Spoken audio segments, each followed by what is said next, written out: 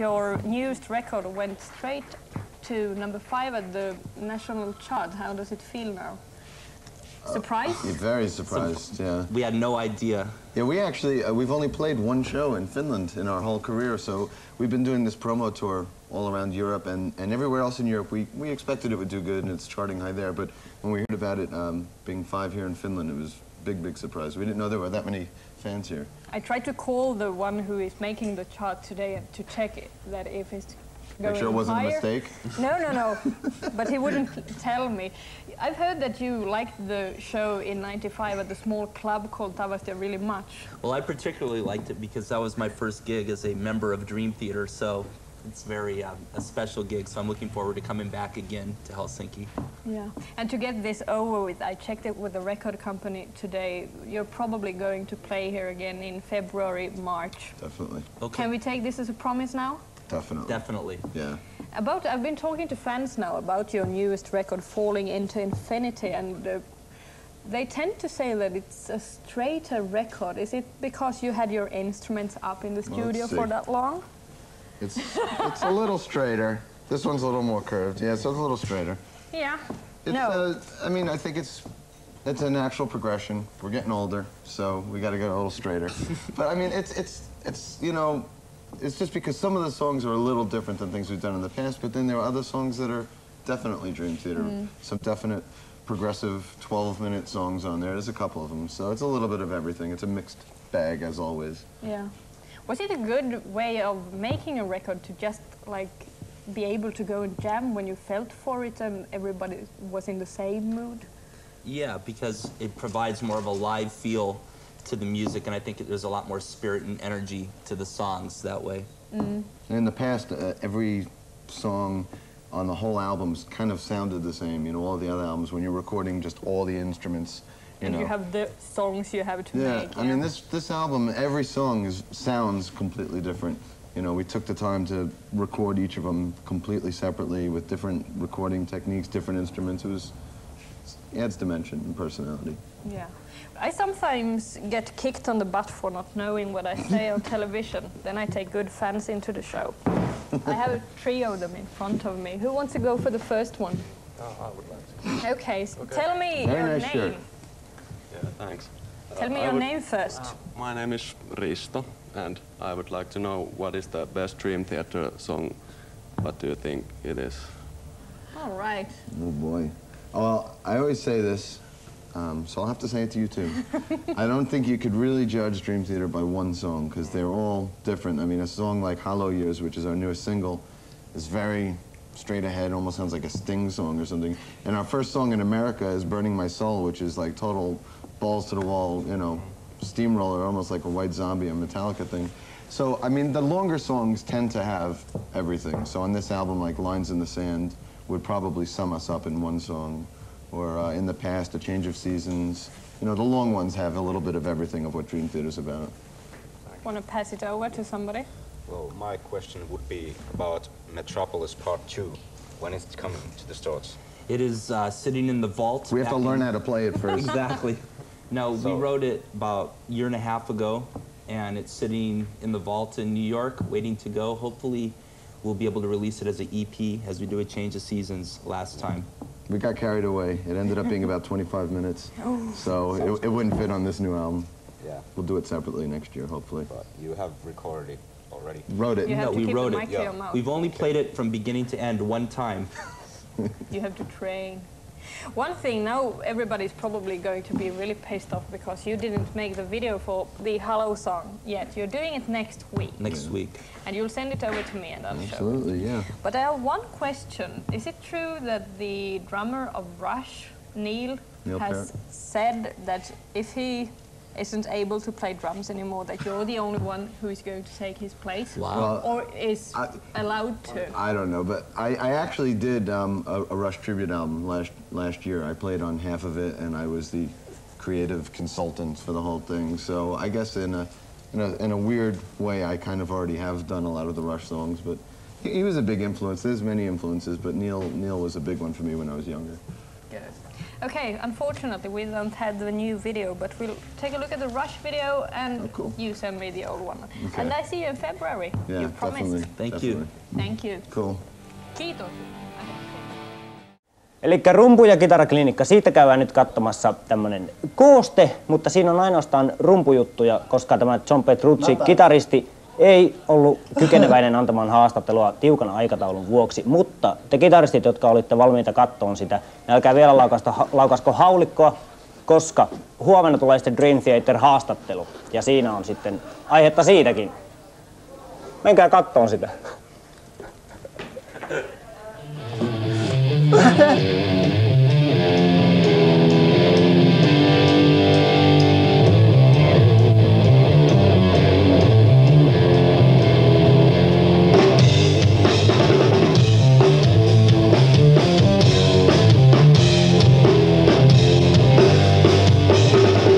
Why do you think these clinics are important? Because they make lots of money for me. So, screw the fans, right? No. It's good for, I'll tell you why it's good for me, and I'll tell you why it's good for the fans. It's good for the fans because hopefully they're learning. It gives them a chance to pick my brain, ask me any questions. I mean, obviously you can't do that stuff at a Dream Theater concert. And it gives me a chance to share, you know, my theories and concepts with them, which is cool. And it's good for me because it has me thinking about my playing again. For so many years I was just sort of coasting and just, you know, doing records with the band or whatever. And you stop analyzing what you're doing. You know, when you're first studying and first learning, that's when you're thinking about what you're doing, and then you sort of forget about it. So it's had me back on my toes and analyzing, you know, what I'm actually playing.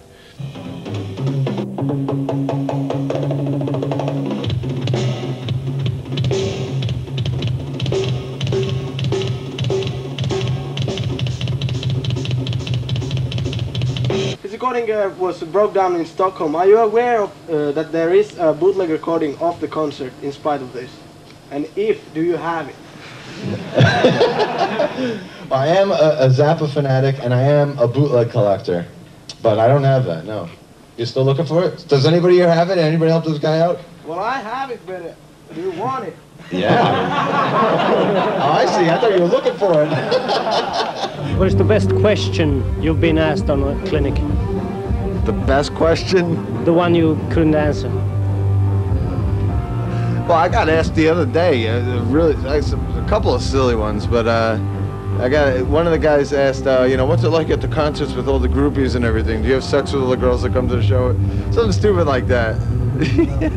And I'm married, so just for the record, you know, that stuff doesn't interest me. But anyway, it was like pretty out of left field. And I also, one time I got asked, somebody said to me, well, so, man, what's it like to play drums, man? You know? Far out, man.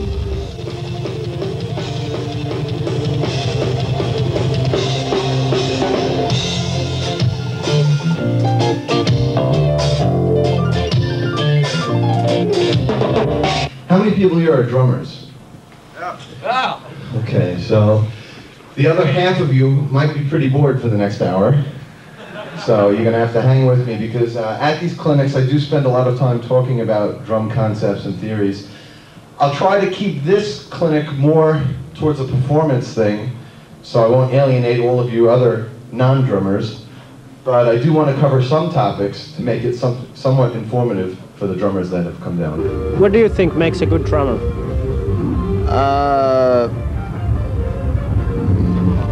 Well, for starters, if you have a penis the size of Tommy Lee's, then that's, you know, very impressive. A big drum set, of course. Big drum set and a big, you know. Oh, but really? I think. Is it how fast you are? No, I mean, there's, you know what? It's like different. Some of my favorite drummers are really technical players, like Terry Bozzio, and you know, Simon Phillips. Some of the more technical, progressive drummers are some of my favorites. And then, on the other hand, Ringo is one of my all-time gods. John Bonham is one of my all-time favorites, and those guys were as simple and as straight ahead as it comes, you know. So sort of like the combination between brains and soul, you know, like anything else. I think you need that combination to really be a good player.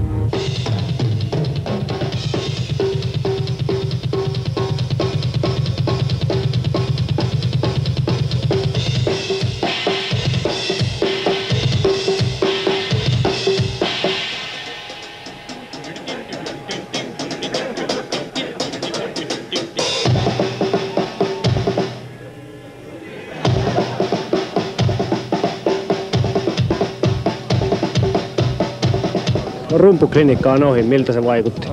Perkelee hyvältä, ihan uskomaton rumpali. Ei millään usko. Kyllä on niin, pakko saada kaljaa, mutta ei täältä saa mistään kaljaa. Mitä tuohon enää sanoo? Järkyttävän hyvä, helvetin hyvä. Kyllähän tältä mieheltä aina on jotain opittavaa. Onko se huono rumpali, kun sillä on niin paljon rumpuja eessä? Ai niin, että aina osuu vaikka mihinkä huitoon. Ei, kyllähän tää aika sellainen polyrytminen, innovatiivinen rumpali on. Ja ihan hyvä lähteä huomenna taas kattoo livenä koko bändin kanssa.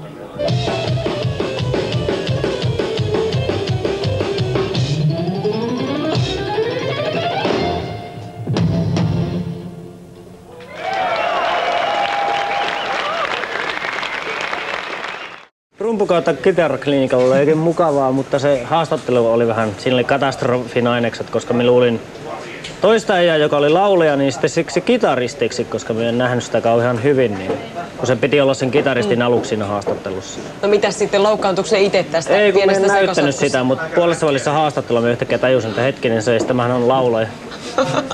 No, mutta sehän me nyt nähdään sitten tässä seuraavassa jutussa, että miltä se loppuviimeksi sitten näytti. Ei mitään tekstejä. All right, here we go. Check it out.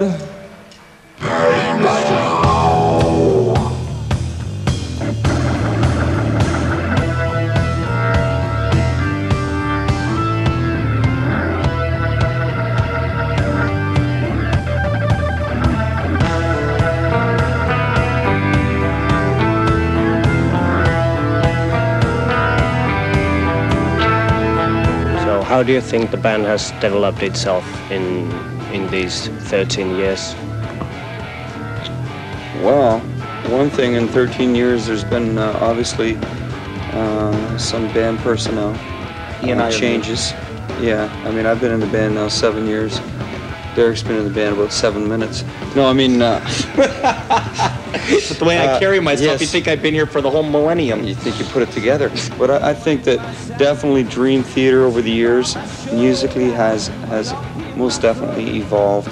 The song structuring has become more the focal point, and I believe that the songs have definitely become more mature and more concise and to the point, and much more balanced and diverse, which has always been a part of Dream Theater. We've been very diversified in musical styles and attempts, and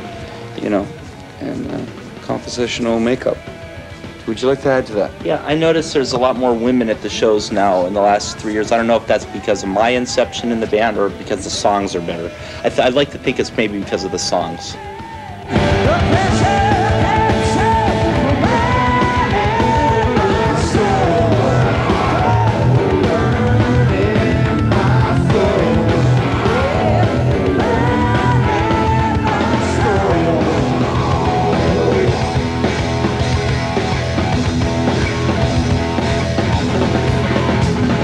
A lot of people like to put labels on music, and a lot of people like to label Dream Theater as progressive metal, and there are parts of Dream Theater that touch upon that, but there's also a strong love of pop music from each of us in the band. Like, we all love U2, Peter Gabriel, Beatles, Elton John, Journey. There's that element of the band as well, and sometimes, like, when we tap into that and try to write that, there's people who are just into the progressive element to Dream Theater, and they say, oh, wait a minute, this isn't, odd time signature, there isn't a million notes going on, are you selling out? The only purpose of categorizing is to categorize a band is so that someone has a sense of what to expect.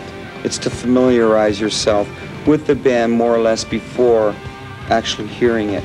But you know, definitely Derek has tapped into something there that is very important, and that is the whole misconception of what Dream Theater you know, incorporates in a musical sense. And it's definitely, it's much more, it's multi-dimensional. It's not just one-dimensional. This is it. This is us. It is many different styles of music.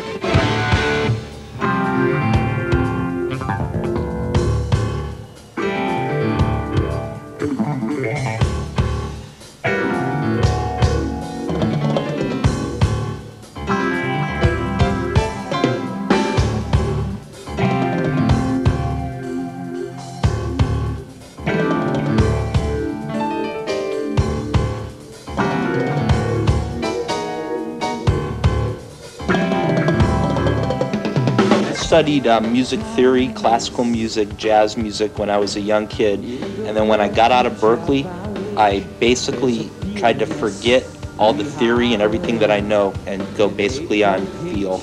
And it's just like when you're a little... You went for the street, man. I like to think of myself as a street player, man. None of this school book stuff for me.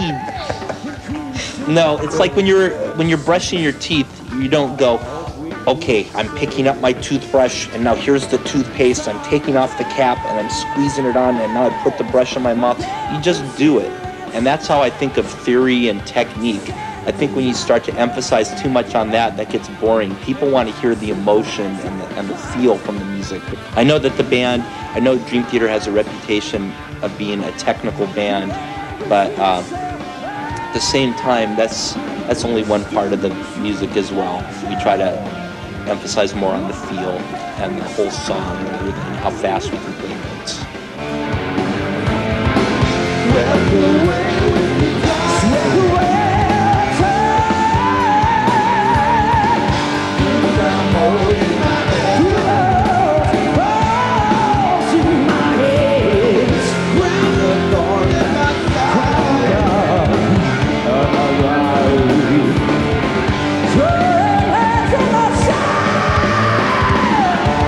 You also played with Kiss and Alice Cooper.